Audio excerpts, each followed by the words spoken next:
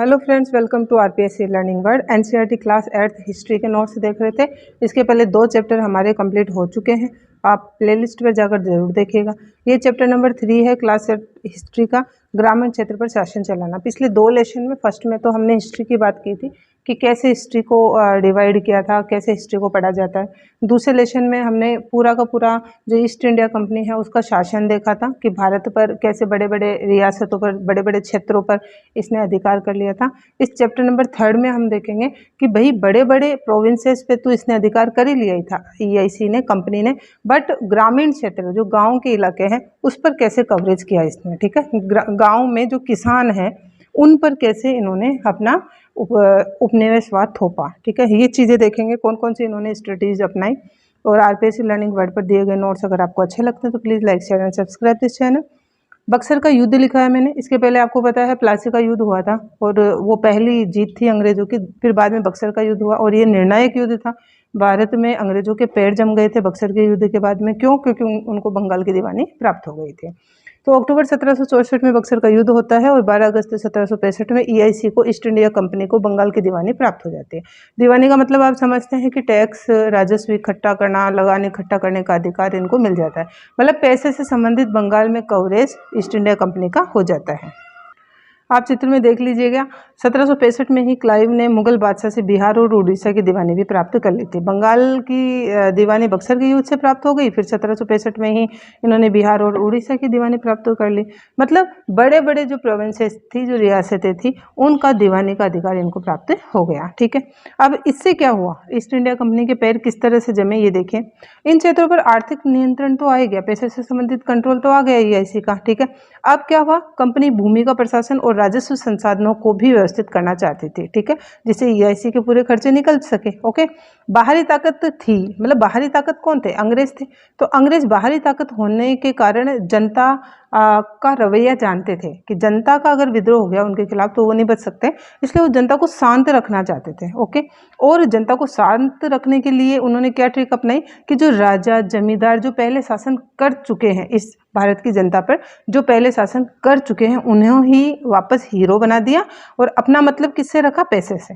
तो शांति से जो अपना कई कॉन्ट्रैक्ट कर लिए जिससे इनके थ्रू इनके पास पैसा आ सके। ओके, स्थानीय ताकतों को नियंत्रित किया जा सकता था पर खत्म नहीं किया जा सकता था। ये अच्छे से जानते थे अंग्रेज कि ये जो राजा है, जमींदार है, उनको खत्म नहीं कर सकते, क्योंकि इनको, इनके पद को पूरा समाप्त करना मतलब जनता का विद्रोह। तो इनको कंट्रोल कर कर अपना काम निकलवा रहे थे। ओके, और ये आगे का नोट देख लीजिएगा। तो ये इस लेसन में इन चीज़ों के बारे में हम देखेंगे कि कैसे प्रॉफिटेबल खेती कर ली इन्होंने, अपनी खेती को अपने पक्ष में कर लिया, भारत की खेती को कैसे कवरेज कर लिया, कैसे गाँव को भी उपनिवेश बना के छोड़ दिया, लोगों के अधिकारों को कैसे इन लोगों ने फिक्स कर दिया। ये सभी इस लेसन में देखेंगे। ये लेसन के नोट्स क्लास 8 के साथ साथ राजस्थान के प्रत्येक कॉम्पिटिशनल एग्जाम्स के लिए बराबर उपयोगी है, तो आप एक भी लाइन मिस ना कीजिएगा। अब बात करेंगे कंपनी की आमदनी, कंपनी की इनकम कैसे जो है इंक्रीज हो रही है, कैसे बढ़ रही है। तो आप भले ही एनसीईआरटी की बुक्स में देखते जाइएगा। ओके, तो वो शॉर्ट एंड साइन तरीके से मैंने यहाँ समझाया है। तो कंपनी कम से कम कीमत पर सूती और रेशमी वस्त्र खरीदती थी और उसको ज़्यादा से ज़्यादा कीमत पर बेचकर इनकम कमाना चाहती थी।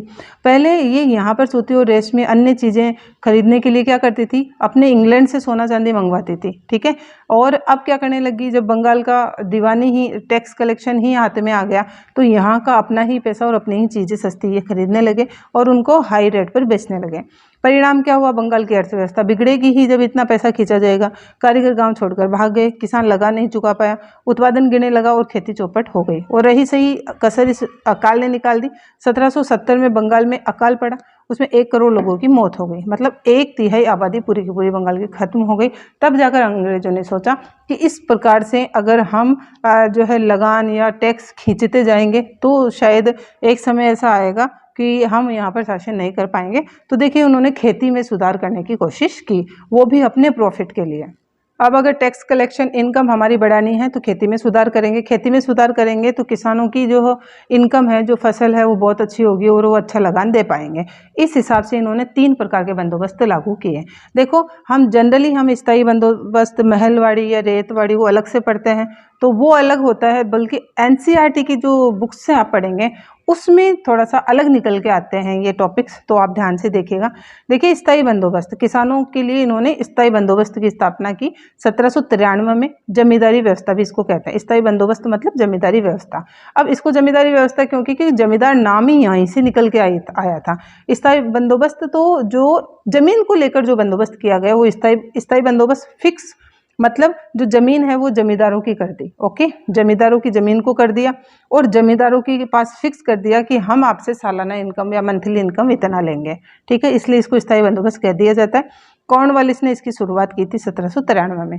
क्या था ये? राजा और तालुकदारों को जमींदार का रूप दे दिया गया। अभी बताया ना कि राजा और तालुकदारों को कंट्रोल कर सकते हैं हम, इनको खत्म नहीं कर सकते। तो राजा और तालुकदारों को जमींदारों का जो रूप में मान्यता दे दी और जमींदारों को भूमि का स्थायी मालिक बना दिया गया। फिर अपना किराया या राजस्व भी फिक्स कर लिया, स्थायी कर लिया। ठीक है, अब क्या करेंगे? किसानों से किराया या राजस्व या टैक्स कौन इकट्ठा करेगा? जमींदार इकट्ठा करेंगे। और इनका जो फिक्स किया गया है पैसा, वो ये जमींदार कलेक्ट करके अंग्रेजों को दे देंगे, ईआईसी को दे देंगे। इसे कहते हैं स्थायी बंदोबस्त। ओके, जमींदार भूमि में सुधार के लिए निवेश भी करेंगे, मतलब थोड़ा थोड़ा पैसा जमींदार के पास रहेगा। ठीक है, तो उस पैसे में से जो जमींदार है वो कुछ पैसा जमीन के सुधार में भी लगाएंगे ताकि किसान ऑब्जेक्शन में नहीं आए और इनकम अच्छी आए।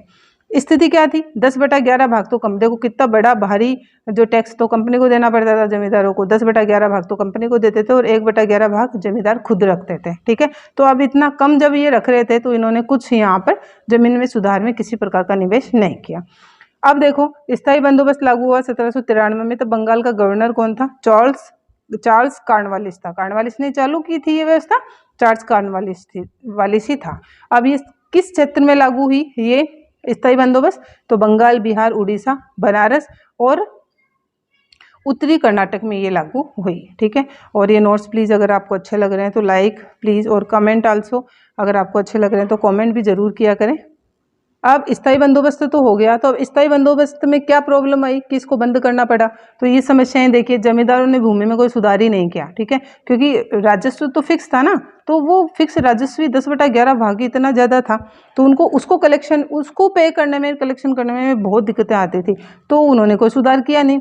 किसानों के लिए ये दमनकारी नीति थी। ओके, अब जब जमींदार खुद 1/11 रखेगा, 10/11 कंपनी को देगा, तो आप देख लीजिए वो कितना किसानों को दबाने की कोशिश करेगा। ठीक है, लगान अधिक था और किसान चुका नहीं पाते थे, तो जमीन से उनको बेदखल कर देता था ये जमींदार। ओके, और कर्जे में ये किसान फंसे रहे थे, तो ये प्रॉब्लम इस स्थायी बंदोबस्त से आ रही थी और इसी कारण इनको ये बंदोबस्त बंद करना पड़ा। अब दूसरा बंदोबस्त देखेंगे। देखिए, ये मैंने तीसरा नंबर लगाया। दूसरा बंदोबस्त है रैयतवाड़ी बंदोबस्त है। यहाँ तीसरा नंबर पहले क्यों दिया है मैंने? क्योंकि आपकी एनसीईआरटी 8th क्लास में पहले महलवाड़ी को ही दे रखा है। बाकी जनरली हम डेट वाइज देखेंगे तो स्थायी बंदोबस्त की प्रॉब्लम्स को सोल्व करने के लिए इन्होंने रैयतवाड़ी चालू की थी। तो आरपीएससी में ये थोड़ा सा टॉपिक आगे पीछे हो रखा है, तो पहले उस सेकंड वाले टॉपिक को ही हम पढ़ लेते हैं।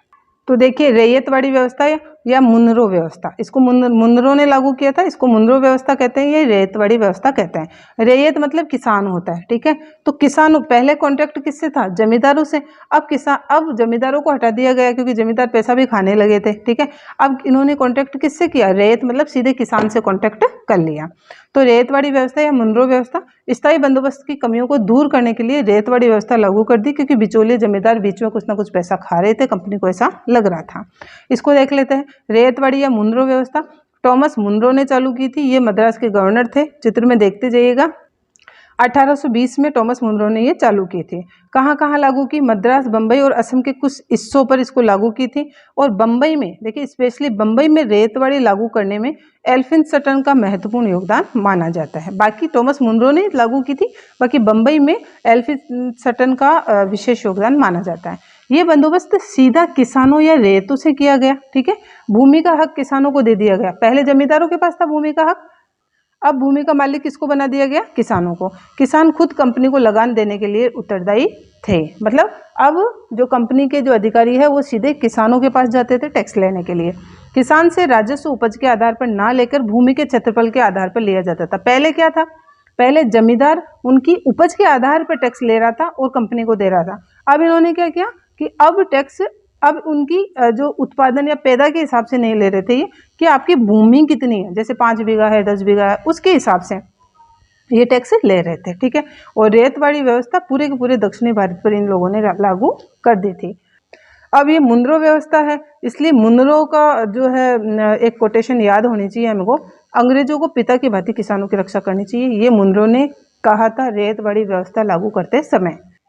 ये व्यवस्था भी सफल नहीं हुई, क्योंकि परिणाम देख लीजिए भयंकर, रेत गांव से ही भागे, क्योंकि रेत मतलब किसान अब उस लगान को चुका ही नहीं पा रहे थे, तो वो जमीनें छोड़ के भागे, किसान लगान चुकाने में असमर्थ हो गए, और इसके कारण उन्होंने अब तीसरी व्यवस्था लागू कर दी, महालवाड़ी व्यवस्था। अब ये देखिए तीसरी व्यवस्था, नई व्यवस्था, महालवाड़ी बंदोबस्त। ये क्या है, यहाँ देखिए महाल मतलब गांव या गांव का एक समूह होता है, मतलब पहले कॉन्ट्रैक्ट किया स्थायी बंदोबस्त में जमींदार से, दोबारा रेतवाड़ी सिस्टम में रेत मतलब किसान से कॉन्ट्रैक्ट किया, अब महाल मतलब गांव का एक मुखिया बना दिया गया, गांव का एक लंबरदार या प्रधान बना दिया गया, जिसे नंबरदार भी कहा जाता है, उससे ही उसका EIC का जो है अधिकारी आएंगे और उससे कलेक्ट कर लेंगे टैक्स को। ठीक है, तो एक नई व्यवस्था महालवाड़ी बंदोबस्त। देखिए ये जो महालवाड़ी व्यवस्था है इसको होल्ड मैकेंजी ने 1819 में लागू किया था। ठीक है, तो ये अवधारणा आई थी 1819 में होल्ड मैकेंजी ने, बाकी अपने भारत में 1822 में लागू हुई थी महालवाड़ी बंदोबस्त। क्या है इसमें, गांव के मुखिया, प्रधान या लंबरदार से लगान वसूली का समझौता किया गया। लगान या टैक्स निर्धारित पूरे गांव की पैदावार के हिसाब से की गई। देखिए पहले जमींदार को दिया, दोबारा किसान की पूरी भूमि के क्षेत्रफल के हिसाब से इन्होंने टैक्स लिया। अब क्या करें, पूरे के पूरे गांव की पैदावार देखी उन्होंने, उपज देखी, उसके हिसाब से इन्होंने टैक्स लेना चालू कर दिया। ठीक है, और तो और उन्होंने राजस्व में संशोधन की गुंजाइश भी रखी गई, कि अभी तो ये जो टैक्स ले रहे हैं हम पूरे गांव की पैदावार के हिसाब से, अगर भविष्य में पैदावार बढ़ती है तो हम टैक्स भी बढ़ा देंगे, ऐसी व्यवस्था भी इन्होंने की गई। ओके, कहाँ लागू हुई, मध्य भारत में, यूपी में और पंजाब के कुछ हिस्सों में लागू हुई। तो ये तीनों की तीन व्यवस्थाएं थी, स्थायी बंदोबस्त और रैयतवाड़ी सिस्टम या मुनरो सिस्टम और एक महालवाड़ी सिस्टम। ठीक है, मैकेंजी सिस्टम। तो ये तीन व्यवस्थाएं इन्होंने किसानों से संबंधित टैक्स नीतियों को लेकर लागू की थी। इन सुधारों के बाद में अब नया टॉपिक आ जाता है आपके NCERT में, यूरोप के लिए नई फसलें। तो देखो कंपनी ने अफीम और नील की खेती का विस्तार करने का प्रयास किया। ठीक है, अब नील का मैटर चल पड़ेगा, तो अफीम और नील की खेती ज़्यादा से ज़्यादा यहाँ पर करवाई। बंगाल में पटसन, असम में चाय, संयुक्त प्रांत जो से वर्तमान में यूपी कहते हैं में गन्ना, पंजाब में गेहूं, महाराष्ट्र और पंजाब में कपास, मद्रास में चावल का उत्पादन करने के लिए किसानों को इन्होंने बहुत अधिक मजबूर किया, प्रेशर डाला कि यही चीज़ें आप उत्पादित करोगे। जैसे नील की खेती, अब नील की खेती को 8th क्लास में NCERT में पूरा का पूरा बताया है किस प्रकार से प्रेशराइज किया गया नील खेती के लिए। अब नील क्या है, नील का पौधा क्या है, ये देख लीजिए। भारत सबसे बड़ा आपूर्तिकर्ता था नील का। ठीक है, अब 19वीं सदी में क्या हुआ, ब्रिटेन में मोरिस प्रिंट का प्रयोग हुआ, मोरिस प्रिंट का, उसमें नीली डाई इन लोगों ने नीला कलर यूज किया, नीली डाई। ठीक है, और ये नीली डाई के लिए इनको नीला कलर चाहिए था, इसके लिए इन्होंने नील जो पौधा है वो भारत में प्रेशराइज किया बहुत ज़्यादा उगाने पर।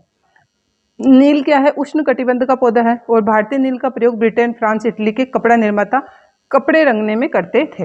अब देखो नील जो है एकमात्र अपने ही नहीं थी, उन लोगों के भी वहाँ पर नीला रंग तो होता ही था। तो यूरोपीय कपड़ा निर्माता बैंगनी या नीला रंग, वहाँ पर वोर्ड नामक पौधा था। कौन सा, वोर्ड नामक पौधा था, इससे इनको नील मिल जाती थी वहाँ पर, लेकिन उसका जो रंग है वो हल्का नीला होता था और फीका होता था।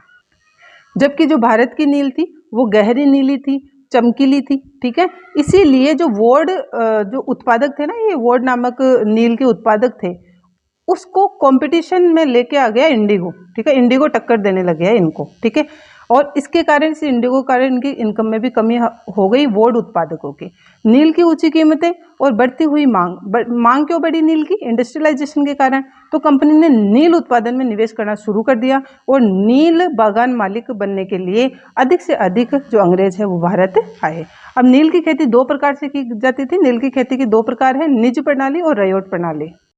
तो रयोटी या रैयती प्रणाली ये किसान से संबंधित है। रैयती शब्द निज प्रणाली, बागान मालिक अगर अपनी जमीन पर, अपनी निज जमीन पर अगर खेती कर रहे थे नील की, तो वो निज प्रणाली हो गई। और रैयतों या किसानों की जमीन पर अगर खेती की जा रही थी उसे रयोटी या रैयती कहा जाता था। ठीक है, तो दो प्रकार से नील की खेती हो गई। अब ये दो प्रकार से जो नील की खेती है वो कैसे जो है इसका विरोध होता है वो देखेंगे। निज खेती में बागान मालिक जमीन खरीद लेते थे या फिर किसानों से भाड़े पर ले लेते थे, किराए पर ले लेते थे। उसमें अपने मजदूर लगाते थे और खुद खेती करते थे, उनका प्रॉफिट उनका होता था। ये निज प्रणाली हो गई। और सब कुछ उन्हीं को ही दे देना, है ना, रैयतों को ही बीज वगैरह प्रोवाइड करवाना, कर्जा प्रोवाइड करवाना और फिर उनसे फसल लेना, ये सिस्टम था रैयती। तो निज खेती की समस्याएं क्या हुई या निज प्रणाली की समस्याएं क्या हुई, ये देखिए। तो देखिए, जो बागान मालिक थे उनको निज खेती का क्षेत्रफल फैलाने में बहुत ज़्यादा परेशानी आ रही थी। सीधी सी बात है, निज खेती को बढ़ाने में परेशानी आ रही थी। अब निज खेती बागान मालिक खुद कर रहे थे, तो क्यों आ रही थी? नील खेती उपजाऊ जमीन पर ही होती थी, तो मतलब ऐसी जमीनों पर आबादी ज़्यादा थी, जनसंख्या ज़्यादा रहती थी, इसलिए उनको छोटे छोटे खेती प्रोवाइड हो पा रहे थे। ठीक है, बड़े खेत नहीं मिले। नील कारखानों के आसपास पट्टे पर जमीन लेने की इन्होंने कोशिश की थी बागान मालिकों ने, जिससे किसानों से तनाव उत्पन्न हो गया। मजदूर बहुत अधिक चाहिए थे इसमें, ठीक है, नील की खेती में। अब मजदूरों के साथ साथ देखिए, खेती के लिए भारी बैलों की आवश्यकता भी थी और नील की खेती के समय किसान और हल और बैल ये सभी खेतों में ही व्यस्त रहते थे, तो इनको मिल ही नहीं पाते थे। ये प्रॉब्लम आ रही थी, निज खेती बढ़ा नहीं पा रहे थे ये। अतः नील खेती के लिए जो 25% से भी कम जमीन थी, जबकि जो बाकी जमीन है वो किसानों के पास थी, मतलब 25% से भी कम जमीन पर जो बागान मालिक निज खेती कर रहे थे, तो नेचुरल है कि जो नील का प्रोडक्शन है वो भी कम हो पा रहा था।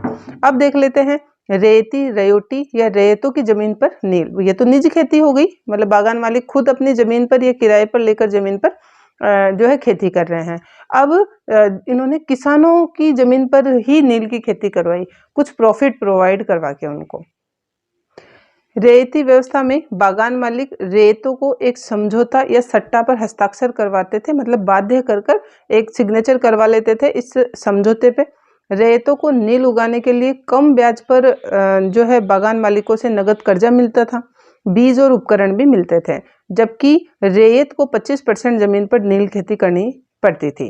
क्या मतलब है इसका? मतलब किसानों की जो टोटल जमीन थी, मतलब किसी एक किसान को मान लो इन्होंने नील खेती के लिए जो यहाँ हस्ताक्षर करवा लिए, जबरदस्ती हस्ताक्षर करवा लिए। अब बीज, उपकरण और कर्जा, नगद, ठीक है, तो ये सब तो प्रोवाइड ये किसानों को करवा रहे हैं, रैयत को करवा रहे हैं। इसके बदले में रैयत क्या करेगा? अपनी जो टोटल जमीन है उसके 25% पर नील की खेती उसको बोनी ही पड़ेगी, ये शर्त लगा दी। अब देखिए, किसी भी कोई भी किसान है, मान लो उसको 10 बीघा उसके पास जमीन है, तो 10 बीघा का मतलब उसको 2.5 बीघा पर, उसके चौथे भाग पर 25% पर नील की खेती जबरदस्ती करनी ही पड़ेगी। ठीक है, तो ये इन्होंने शर्त लगा दी। फसल बोने और देखभाल का काम किसान करेगा। जब कटाई के बाद फसल बागान मालिकों को सौंप दी जाती थी तो रैयत को नया कर्जा मिल जाता था। तो इस प्रकार से ये रैयत का सिस्टम रखा गया नील की खेती के लिए। इसका रिजल्ट क्या रहा? इसका रिजल्ट भी विरोधी रहा कि नील की कीमत रैयतों को कम मिलने लगी। ओके, कर्जे में फंस गए, मिट्टी और खेत बंजर हो गए नील खेती के कारण, और जमीनें बागान मालिक लंबे समय तक ले लेते थे तो वापस नहीं लौटाते थे। तो ये प्रॉब्लम्स के कारण जो है ये नील की खेती का विरोध हुआ और इसका रिजल्ट हुआ नील विद्रोह। ठीक है, तो अपना नया टॉपिक आ गया नील विद्रोह है। और उसके बाद तो देखिए, नील विद्रोह, बंगाल में रैयतों ने नील खेती करने से मना कर दिया, विरोध हो रहा है। बागान मालिकों के लिए काम करने वाले रैयतों का बहिष्कार किया गया। भाई, जो रैयत बागान मालिकों के लिए काम कर रहे थे किसान, उनका बहिष्कार किया गया समाज के द्वारा। नील किसानों का विद्रोह हुआ। अब देखो, अंग्रेजों ने 1857 के विद्रोह, अब अंग्रेज जो है इस विद्रोह को भांप चुके थे।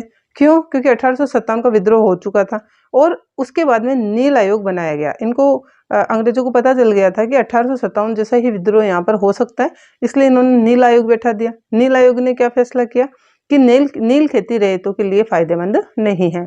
आयोग ने रैयतों से मौजूदा अनुबंध पूरा कर दो, जो अभी जो समझौता किया है तुमने जो मतलब फसल वगैरह का, तो वो अभी उसको पूरा कर दो और भविष्य में नील खेती हेतु उनको मना मतलब कर सकते हैं। आपकी इच्छा हो तो करो और आप मना भी कर सकते हो। तो ऐसा नील आयोग ने, नील कमीशन ने ऐसा रिजल्ट दिया, फैसला सुनाया।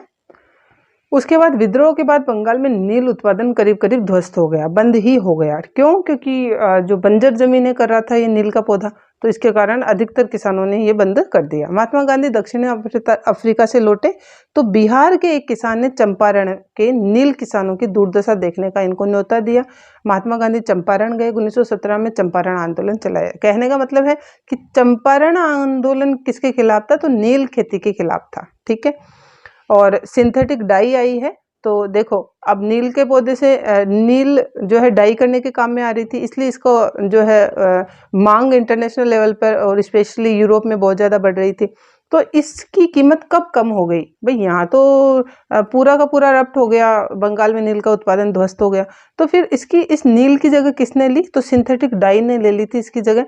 अब जैसे ही सिंथेटिक डाई बनकर मार्केट में आई तो नील की मांग ऑलरेडी कम हो गई मार्केट में। ठीक है, तो ये यहाँ तक था अपना चैप्टर नंबर 3। इस प्रकार किसानों में, गाँवों में कवरेज कर लिया अंग्रेजों ने। ठीक है, और कैसा लगा ये नोट्स, कैसे लगे प्लीज़ ज़रूर बताइएगा। Thank you so much.